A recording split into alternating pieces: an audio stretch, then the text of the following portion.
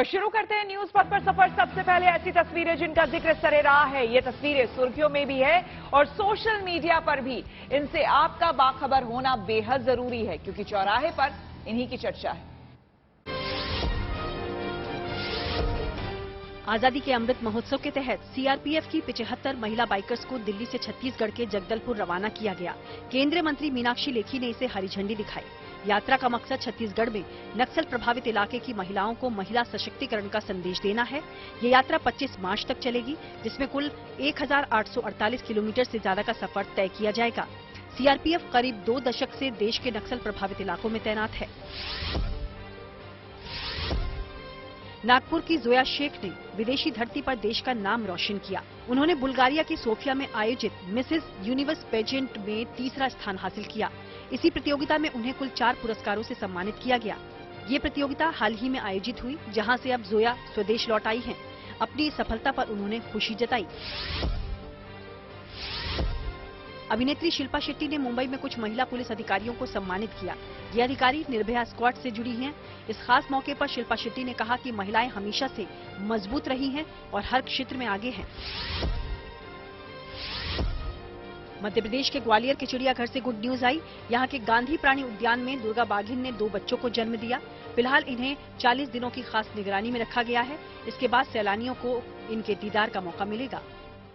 जिंदगी का सफर सुहाना हो, इसके लिए सावधान रहना जरूरी है। रोजमर्रा की आपाधापी में कुछ देर बैठकर सोचना समझना भी जरूरी है कि आपके आसपास क्या हो रहा है, और जो कुछ हो रहा है उससे हमारी जिंदगी, हमारा परिवार कैसे प्रभावित हो सकता है। इसलिए हॉर्न बजाकर बाखबर करने वाली खबर जरूरी होती है। और आज की ये खबर खाते में रखी आपकी गाढ़ी कमाई से जुड़ी है, जिस पर ऑनलाइन ठगों की नजर है। इधर आपने लापरवाही की और उधर खाता खाली। बार बार ये बात बताई जा रही है कि बगैर सोचे समझे फोन पर आए किसी लिंक को क्लिक ना करें। बार बार समझाया जा रहा है कि अगर केवाईसी अपडेट के लिए कोई मैसेज या फोन आता है तो सतर्क हो जाए, ये फ्रॉड हो सकता है। लेकिन हैरत की बात है कि इसके बावजूद लोग इस झांसे में आ जाते हैं। मुंबई में पिछले कुछ दिनों में करीब 80 लोगों के साथ ठगी हुई है। एक ही बैंक के इन कस्टमर्स को फर्जी मैसेज भेजा गया और लाखों की लूट की गई। जिसको चपत जिनको लगी है उनमें एक्ट्रेस नगमा भी शामिल है। इसलिए जरूरी है कि केवाईसी वाली लूट पर सावधानी का हॉर्न बजाया जाए।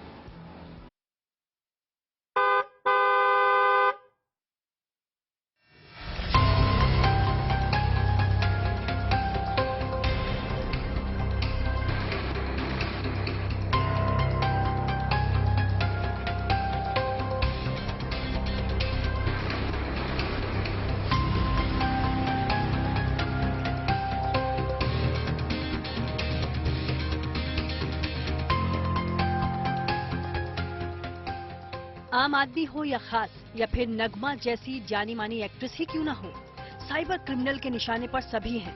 हर वो आदमी है जो ऑनलाइन ट्रांजैक्शन करता है, मोबाइल या इंटरनेट बैंकिंग इस्तेमाल करता है। अगर उसने लापरवाही दिखाई तो उसे नगमा की तरह ही चपत लग सकती है। पलक झपकते ही उसका खाता खाली हो सकता है। हैरानी की बात है कि बार बार ताकीद किए जाने के बावजूद लोग केवाईसी कराने के लिए भेजे गए फर्जी लिंक को क्लिक कर रहे हैं और ऑनलाइन ठगी का शिकार हो रहे हैं। नगमा और टीवी सीरियल की एक्ट्रेस श्वेता मेनन के साथ ठगी कैसे हुई, ये हम आपको विस्तार से बताएंगे।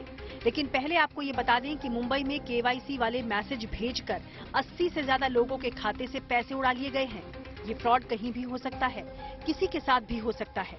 इसलिए जरूरी है कि इसे लेकर सावधानी वाला हॉर्न बजाया जाए।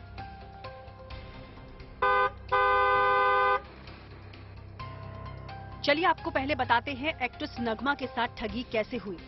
नगमा के पास एक मैसेज आया जो बैंक के मैसेज की तरह था। उस फर्जी मैसेज में केवाईसी अपडेट करने को कहा गया। एक्ट्रेस ने लिंक क्लिक किया तो उनको तुरंत एक कॉल आई। कॉल करने वाले ने खुद को बैंक अधिकारी बताते हुए केवाईसी अपडेट करने में मदद की बात कही।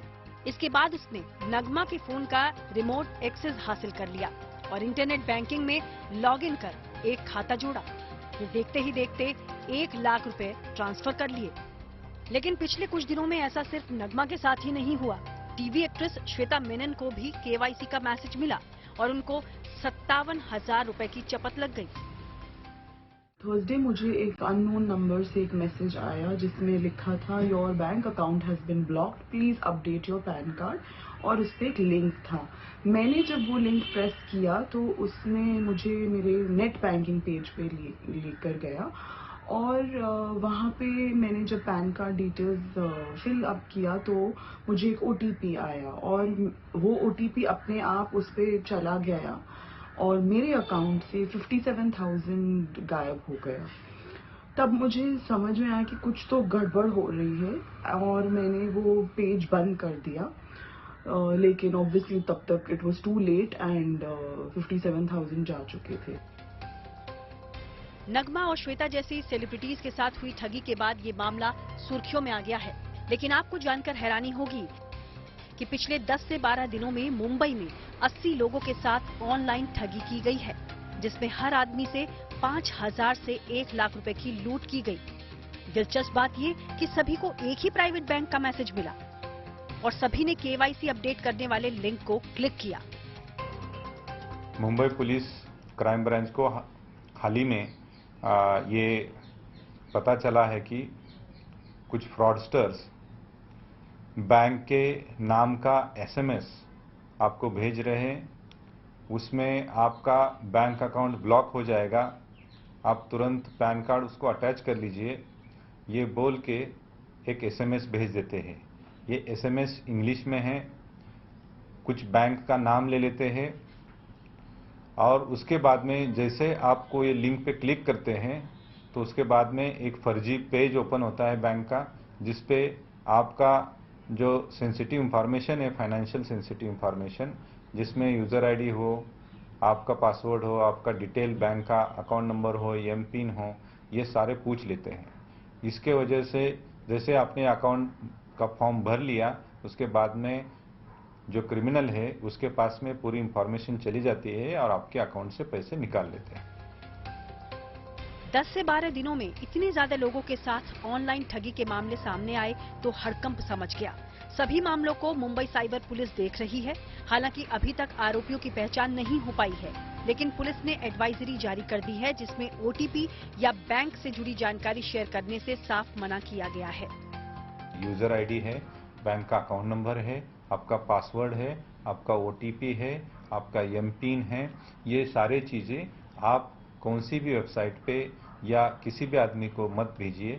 कौन सा ही बैंक आपको आपका OTP, आपका पासवर्ड और आपका MPIN पूछता नहीं है। अगर आप ब्रांच में भी जाते हो तो भी आपका पासवर्ड आपको नहीं पूछते हैं। पुलिस इस बात से इनकार कर रही है कि बैंक के जरिए कस्टमर के डेटा लीक हुए। पुलिस की दलील है कि फ्रॉड करने वाले किसी भी बैंक से मैसेज भेज सकते हैं, लेकिन KYC अपडेट कराने वाले ऐसे मैसेज से आपको सावधान रहना है और दूसरों को सावधान करने के लिए हॉर्न बजाना है।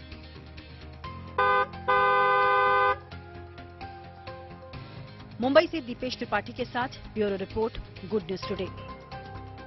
एक और जरूरी खबर जिस पर सावधानी वाला हॉर्न जरूरी है, और वो आपके और आपके अपनों की सेहत से जुड़ी हुई है। H3N2 इन्फ्लुएंजा वायरस तेजी से पैर पसार रहा है। मामले तेजी से बढ़ने लगे हैं और डॉक्टर्स भी मान रहे हैं कि इसे लेकर सावधान रहने की जरूरत है। यकीनन इससे खतरा कोरोना जैसा नहीं है, यानी कि कुछ मामलों को छोड़कर मरीज को अस्पताल में भर्ती करने की नौबत नहीं आ रही। बच्चों और बुजुर्गों के मामले में गंभीरता ज्यादा है, लेकिन आमतौर पर इसका असर 5 से 7 दिनों तक रहता है।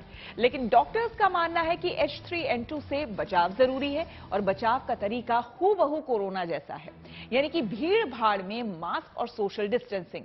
एम्स के डॉक्टर नवल विक्रम से समझते हैं कि ये वायरस क्या है और इसका असर क्या है। जो ये सिम्टम्स देखे जा रहे हैं उनका कारण जितनी इन्वेस्टिगेशंस हुई हैं सब जगह, उसमें लग रहा है कि ये इन्फ्लुएंजा की वजह से है, और इन्फ्लुएंजा की एक खास स्ट्रेन H3N2 वो इस समय ज्यादा सर्कुलेट हो रही है, जो ज्यादा देखी जा रही है। पहले भी हम एक बार एपिडेमिक कुछ साल पहले H1N1 से हुआ था, जो खूब फैला था, जिसे स्वाइन फ्लू भी कहते हैं। हाँ, वो काफी फैला था। और अब ये जो स्ट्रेन देखी जा रही है अक्सर H3N2 है, जो इन्फ्लुएंजा का ही एक प्रकार है, मगर ये है कि इस बार ये जो स्ट्रेन है ये थोड़ा सा सीवियर डिसीज कर सकती है लोगों में H1N1 के मुकाबले।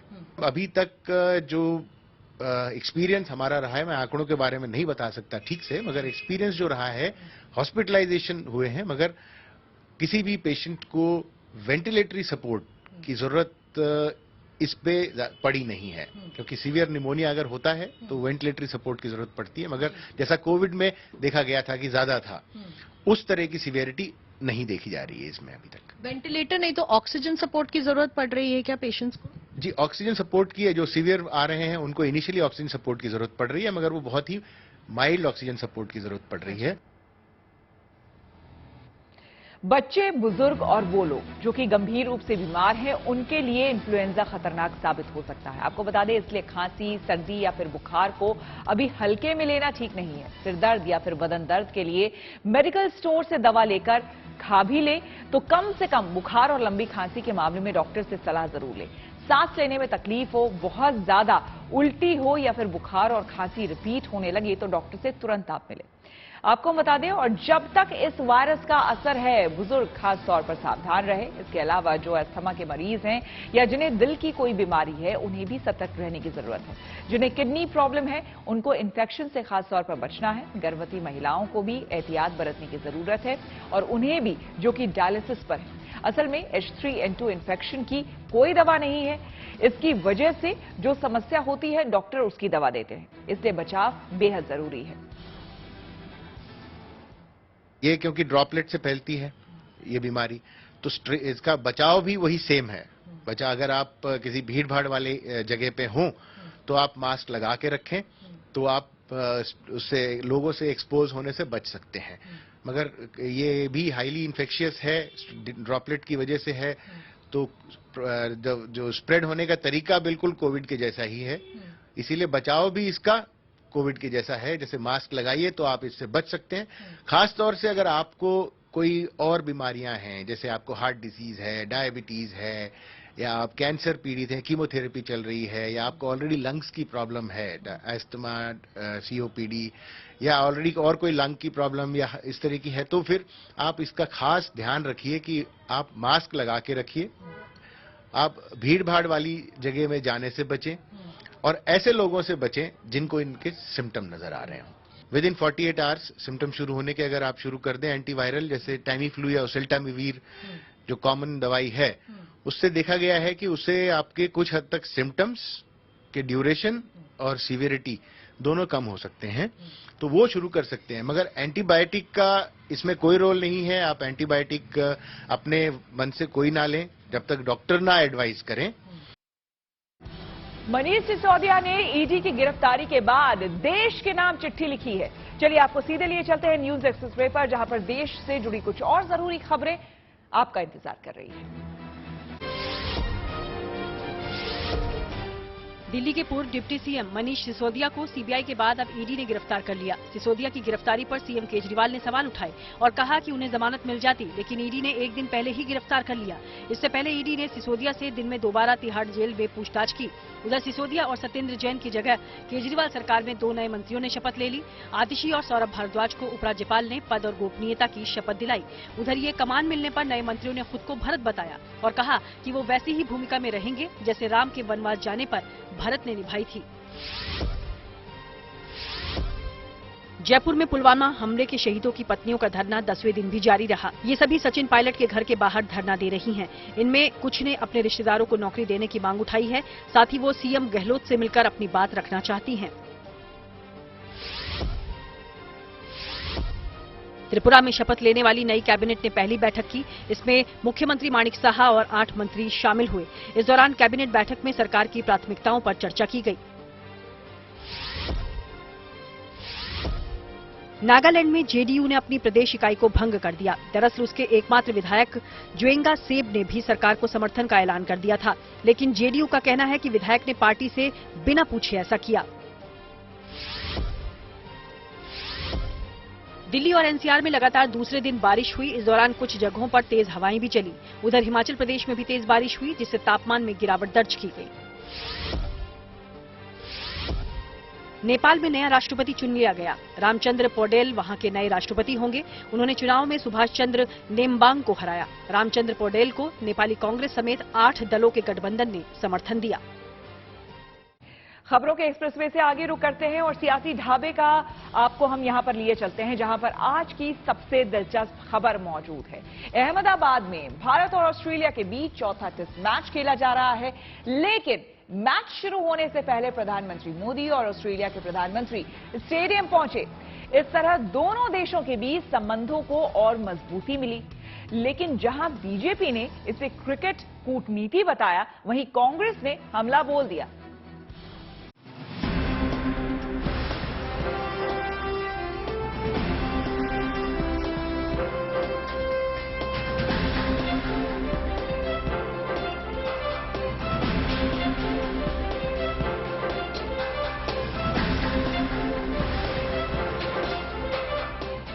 सियासत के खेल में खेल भी एक दांव है। अब इस तस्वीर को ही देख लीजिए, जो कांग्रेस और बीजेपी के दरमियान तकरार की वजह बन गई। मौका भारत और ऑस्ट्रेलिया के बीच चौथे टेस्ट मैच का था। इस दौरान ऑस्ट्रेलियाई प्रधानमंत्री के साथ प्रधानमंत्री नरेंद्र मोदी स्टेडियम पहुंचे। दोनों देशों की 75 साल की दोस्ती के मौके पर दोनों नेताओं ने मैदान का लैप ऑफ ऑनर लगाया। दर्शकों ने तालियां बजाकर गर्मजोशी से इनका स्वागत भी किया। प्रधानमंत्रियों के इस अंदाज को बीजेपी ने क्रिकेट कूटनीति बताते हुए तारीफ की, लेकिन कांग्रेस को ये खटक गया। जयराम रमेश ने ट्वीट किया, अपने जीवन काल में जिस स्टेडियम का नाम उन्होंने अपने खुद के नाम पर रखा है, उस स्टेडियम में लैप ऑफ ऑनर कर रहे हैं। आत्ममुग्धता की पराकाष्ठा। लेकिन बात यहीं खत्म नहीं हुई। हुआ ये कि बीसीसीआई अध्यक्ष रोजर बिन्नी ने अल्बनीज को उनका चित्र भेंट किया और सेक्रेटरी जय शाह ने प्रधानमंत्री को उनका चित्र गिफ्ट किया। इस पर कांग्रेस ने ट्वीट कर तंज कसा। नरेंद्र मोदी स्टेडियम में नरेंद्र मोदी जी को नरेंद्र मोदी जी की तस्वीर भेंट करते नरेंद्र मोदी जी के दोस्त के बेटे। कांग्रेस की ओर से ऐसी ट्वीटबाजी पर बीजेपी ने मोर्चा खोला और आत्ममुग्धता वाले आरोप पर इंदिरा गांधी से होते हुए नेहरू तक को कटघरे में खड़ा कर दिया। इस तरह के घटिया अल्फाज इस्तेमाल करना द सेल्फ ऑब्सेशन कंटिन्यूस लिखकर ये बताता है कि आप किस तरह की सोच रखते हैं। भारत के प्रधानमंत्री के प्रति भारतवर्ष का जन जन उनके प्रति भावना रखता है और उनका मान सम्मान इसलिए है देश के लोगों के मनों में क्योंकि उन्होंने देश का परचम पूरी दुनिया में ऊंचा किया है। मैं आपको ये कहना चाहता हूं, सेल्फ ऑब्सेशन पता किसको कहते हैं? जो जवाहरलाल नेहरू जी में थी, जो इंदिरा गांधी में थी, जिन्होंने खुद को ही अपने आप को ही भारत रत्न दे दिया, इसको सेल्फ ऑब्सेशन कहते हैं। निश्चित तौर पर क्रिकेट के जरिए दोनों देशों के बीच दोस्ती मजबूत करने की ये शानदार पहल है। इससे पहले भी कई मौकों पर राजनेताओं ने क्रिकेट डिप्लोमेसी का इस्तेमाल किया है, पर इस बार दो प्रधानमंत्रियों की ऐसी ही कोशिश विरोधियों को चुभ गई। Bureau report, good news today. News पथ पर आगे धन बाजार है, जहां शेयर बाजार से लेकर कारोबार तक की सभी अहम खबरें होती है और इसका सीधा रिश्ता आपकी आमदनी आपकी जेब से होता है। तो तेज रफ्तार खबरों के बीच ये जरूरी खबरें छूट न जाए, इसलिए सीधे आपको लिए चलते हैं धन बाजार। भारतीय शेयर बाजार में गुरुवार 9 मार्च को गिरावट दर्ज की गई। सेंसेक्स 541 अंक गिरकर 59,806 के स्तर पर बंद हुआ। निफ्टी में भी 164 अंक की गिरावट रही। ये 17,589 के स्तर पर बंद हुआ। सेंसेक्स के 30 शेयरों में से 23 शेयरों में गिरावट और सिर्फ 7 शेयरों में तेजी रही। एचडीएफसी सिक्योरिटीज के अनुसार गुरुवार को सोने का भाव 80 रुपए कम हुआ, जिसके बाद प्रति 10 ग्राम सोने की कीमत 55,025 रुपए हुई। इससे पहले के कारोबार में इस मेटल की कीमत प्रति 10 ग्राम 55,105 रुपए थी। चांदी के दाम में भी 390 की गिरावट दर्ज की गई। 1 किलो चांदी 61,955 रुपए पर रही। गुरुवार को अदानी ग्रुप के 10 शेयरों में से 8 में तेजी रही। ग्रुप की फ्लैगशिप कंपनी अडानी एंटरप्राइजेस का शेयर 4.82% गिरकर 1,941 रुपए पर बंद हुआ। Adani transmission, power, total gas और ग्रीन एनर्जी के शेयर्स में 5% की तेजी रही। रिलायंस इंडस्ट्री लिमिटेड का डिजिटल प्लेटफॉर्म जियो 60 मिलियन अमेरिकी डॉलर के लिए संचार उपकरण निर्माता मिमोसा नेटवर्क खरीदेगा। जियो की सहायक कंपनी रेडिसिस कॉर्पोरेशन ने एक बयान के तहत ये जानकारी दी।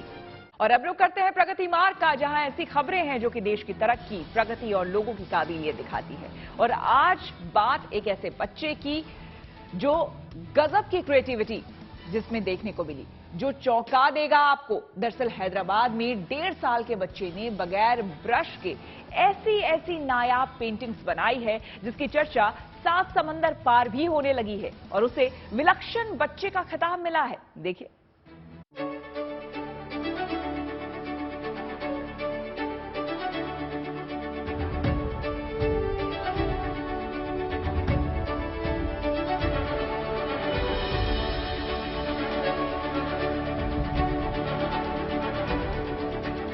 बेशक इन रंग बिरंगी आर्ट पेंटिंग्स को बनाने वाला कलाकार बेहद अनोखा और अजूबा है।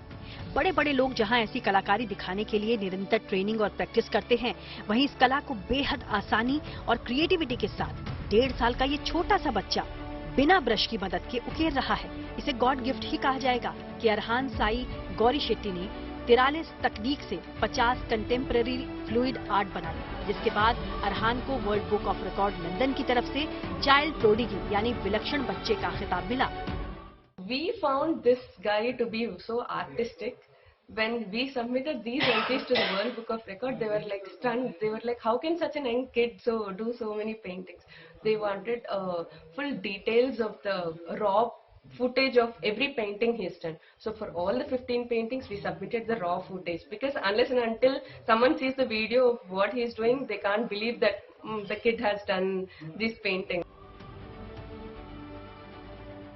हैदराबाद के इस घर में अपने मम्मी पापा और सदस्यों के बीच ये बच्चा कुछ डिफरेंट है। बगैर किसी फॉर्मल ट्रेनिंग या पेंट टूल्स के अरहान जिस तरह की कला दिखा रहा है, उसे देख लोग दांतों तले उंगली दबाने पर मजबूर हो रहे हैं।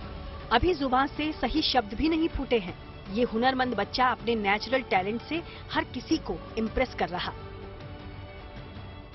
At the age of 16 months, he has done almost 50 paintings, for which he had got recognition from 6 awards, like starting with World Book of Record, then India Book of Record, Asia Book of Record, and we also got Telugu Book of Record, and he was also recognized by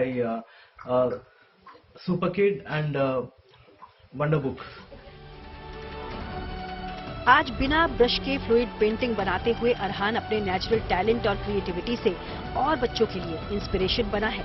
यकीनन 4 international और 2 national records के साथ अरहान कला की दुनिया में सबसे young और चमकता सितारा है, जिसके नेचुरल टैलेंट को आज दुनिया सलाम कर रही है। Bureau report, good news today. और न्यूज पर आगे पब्लिक होर्डिंग पर महाराष्ट्र से जुड़ी अहम खबर है। महाराष्ट्र की एकनाथ शिंदे सरकार ने अपने पहले बजट में छत्रपति शिवाजी महाराज को लेकर विशेष घोषणाएं की है। डिप्टी सीएम देवेंद्र फडणवीस ने गुरुवार को विधानसभा में बजट पेश किया। आपको बता दें कि बजट पेश करने के दौरान उन्होंने ऐलान किया कि शिवनेरी फोर्ट में छत्रपति शिवाजी महाराज के जीवन को समर्पित एक म्यूजियम बनाया जाएगा। पुणे के ऐतिहासिक शिवनेरी किले में ही शिवाजी महाराज का जन्म हुआ था।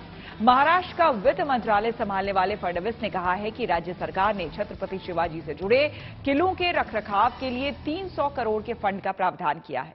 इस राशि को 17वीं शताब्दी के महान शासक शिवाजी की बनाई धरोहरों और किलों के रखरखाव को लेकर खर्च किया जाएगा। इसके अलावा महाराष्ट्र सरकार ने 350 करोड़ का बजट शिव राज्याभिषेक महोत्सव के लिए मंजूर किया है। 1674 में शिवाजी महाराज के राज्याभिषेक का जश्न मनाने के लिए इस साल 2 जून से लेकर 9 जून तक राज्य में शिव राज्याभिषेक महोत्सव मनाया जाएगा। बजट में पुणे के आंबेगांव में छत्रपति शिवाजी महाराज थीम पार्क बनाने के लिए 50 करोड़ रुपए भी दिए गए हैं। इसके अलावा 250 करोड़ की लागत से मुंबई, अमरावती, नासिक, छत्रपति संभाजीनगर और नागपुर में ऑडियो विजुअल मीडिया सुविधाओं वाले पब्लिक पार्क विकसित किए जाएंगे। इन पार्कों में ऑडियो विजुअल मीडिया के जरिए शिवाजी महाराज की जीवन यात्रा को दिखाया जाएगा। 2 और नए आईफोन का मिला है तोहफा। टेक्नोलॉजी से जुड़ी ऐसी हर जरूरी खबर को जानने समझने के लिए आपको लिए चलते हैं डिजिटल गली। आईफोन ने अपने ग्राहकों को एक तोहफा दिया। उसने 2 नए आईफोन लॉन्च कर दिए। इनमें आईफोन 14 और 14 प्लस के नए वेरिएंट शामिल हैं। इनकी बिक्री 14 मार्च से शुरू होगी। दुनिया भर में इंस्टाग्राम में कुछ देर के लिए खराबी आई। कई यूजर्स ने इसकी शिकायत की, हालांकि फिर इस दिक्कत को सुधार लिया गया। ड्रोन बनाने वाली कंपनी गरुड़ एरोस्पेस ने कृषि क्षेत्र से जुड़ी ई-कॉमर्स कंपनी निंजा कार्ट के साथ करार किया। इसके जरिए ड्रोन की एडवांस तकनीक देश भर में किसानों तक पहुंचाई जाएगी। दावा है कि इससे फसल पैदावार में भी सुधार होगा। न्यूज पर अब सोशल अड्डा पर थोड़ा सा रुकते हैं और आज के मुद्दे पर लोगों की राय जानते हैं। सोशल अड्डा में आज का मुद्दा आसमान में उड़ रहे हवाई यात्रियों की जान दांव पर लगाने से जुड़ा है। जी हां, 24 साल की एक महिला ने फ्लाइट के अंदर एक ऐसी हरकत की जिससे कि क्रू मेंबर समेत सभी यात्रियों की जिंदगी दांव पर लग गई। आपको बता दें कि कोलकाता से बेंगलुरु जाने वाली इंडिगो फ्लाइट में ये महिला स्मोकिंग करते हुए पकड़ी गई। आरोप है कि 24 साल की ये महिला विमान के टॉयलेट में सिगरेट पी रही थी। शक होने पर जब क्रू मेंबर ने टॉयलेट का दरवाजा खुलाया तो डस्टबिन में सिगरेट पड़ी हुई मिली। क्रू मेंबर ने तुरंत सिगरेट को बुझाया और महिला के खिलाफ शिकायत दर्ज कराई। इसके बाद आरोपी महिला को बेंगलुरु एयरपोर्ट पर गिरफ्तार कर लिया गया। हालांकि बाद में उसे जमानत भी मिल गई। यह घटना करीब 2.5 घंटे की उड़ान वाली कोलकाता से बेंगलुरु जाने वाली फ्लाइट में हुई, जिसमें कई यात्रियों की जिंदगी दांव पर आ गई। आरोपी महिला के खिलाफ दूसरों की सुरक्षा खतरे में डालने के लिए आईपीसी की धारा 336 के तहत केस दर्ज किया गया है, जिसमें 3 महीने तक की सजा का प्रावधान है। इस तरह की घटना आपको बता दें कि इसी साल फरवरी में भी सामने आई थी, जब ऐश्वर्या नाम की एक लड़की विमान में सिगरेट पीते मिली थी। जमशेदपुर की रहने वाली ऐश्वर्या विमान के अंदर टॉयलेट में माचिस की तीली से सिगरेट जलाकर पी रही थी, जहां क्रू मेंबर ने उसे पकड़ लिया था। दरअसल सोशल मीडिया पर लाइक्स पाने के चक्कर में ऐश्वर्या ने मुंबई से रांची जा रहे इंडिगो फ्लाइट में सिगरेट पीने की वीडियो बनाई थी। ऐसी और भी घटनाएं पहले हो चुकी हैं। ऐसे में बड़ा सवाल यह है कि एयरपोर्ट पर इतनी कड़ी सुरक्षा जांच होने के बाद भी यात्री कैसे अपने साथ माचिस या फिर लाइटर लेकर विमान में पहुंच जाते हैं और इस तरह की खतरनाक हरकत को अंजाम देते हैं। ऐसी घटनाओं को रोकने के लिए सुरक्षा जांच को और सख्त करने की जरूरत है। निश्चित रूप से सुरक्षा में चूक हुई है, इसमें कोई दो राय नहीं। और मैं इसमें कोई सफाई देना नहीं चाहूंगा, क्योंकि ये भी जो है एक प्रकार से अपराध है, क्योंकि आपको जो कार्य किया गया और आप वो कार्य नहीं कर पा रहे हैं तो उसके लिए आप दंड के भागी होंगे। लेकिन ये हमें नहीं भूलना चाहिए कि जो सुरक्षाकर्मी हैं उन पर 2 प्रकार का जो प्रेशर होता है ड्यूटी पर। अगर आप किसी भी हैवी ड्यूटी पीक आवर्स में जाएं, हैवी ड्यूटी एयरपोर्ट पर, पैसेंजर्स की भीड़ भाड़ और हर पैसेंजर को जल्दी होती है कि हमें जल्दी छोड़ दीजिए ताकि हम जल्दी जाएं और अपनी फ्लाइट पकड़ें या वेटिंग रूम में जाएं या जो भी है, या कहीं कैफे वगैरह में एंजॉय करें।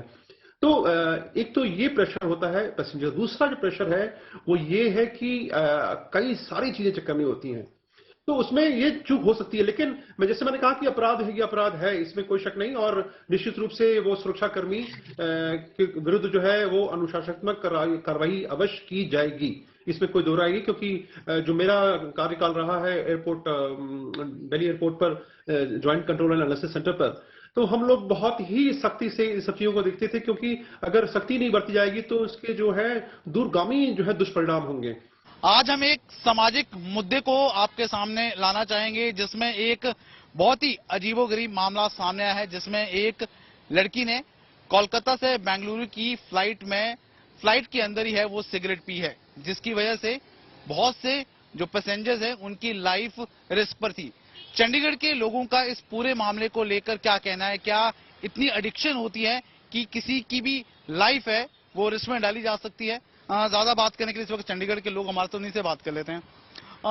सिगरेट पीना एक एडिक्शन है, ठीक है, लोग कई एडिक्टेड भी है, लेकिन इतनी एडिक्शन हो जाती है कि दूसरों की लाइफ इंडेंजर कर दे।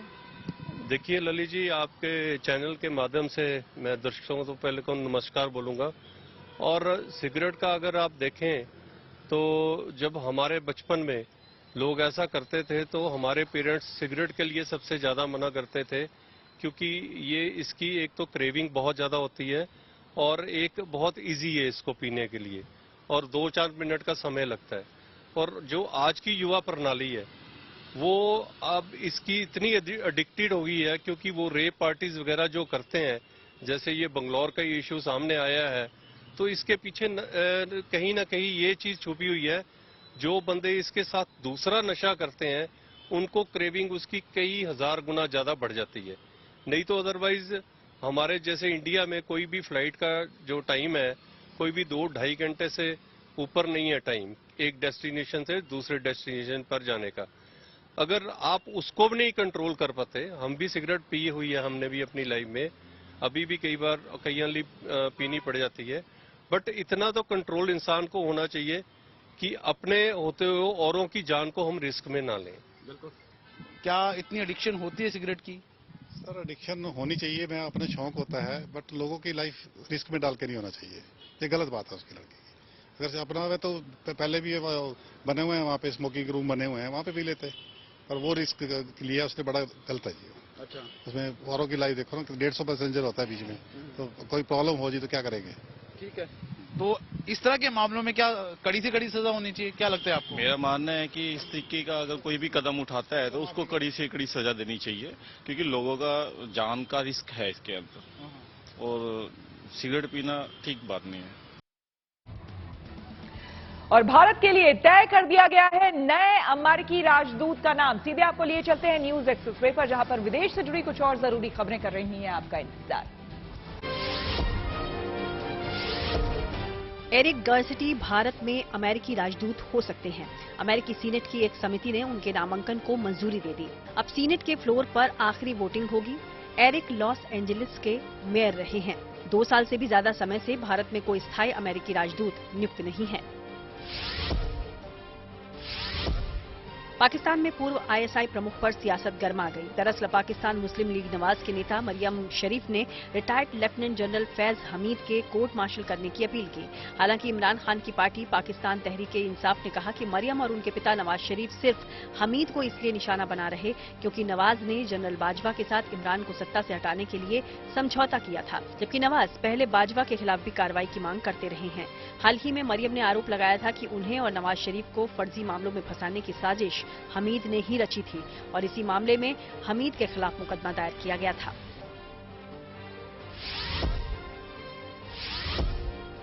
रूस ने एक बार फिर यूक्रेन पर हमले तेज कर दिए। उसने कीव समेत कई शहरों में मिसाइल हमले किए। रूस ने इस दौरान यूक्रेन की ऊर्जा आपूर्ति को निशाना बनाया, जिससे कीव और ओदेसा के कई इलाकों में बिजली सप्लाई बंद करनी पड़ी।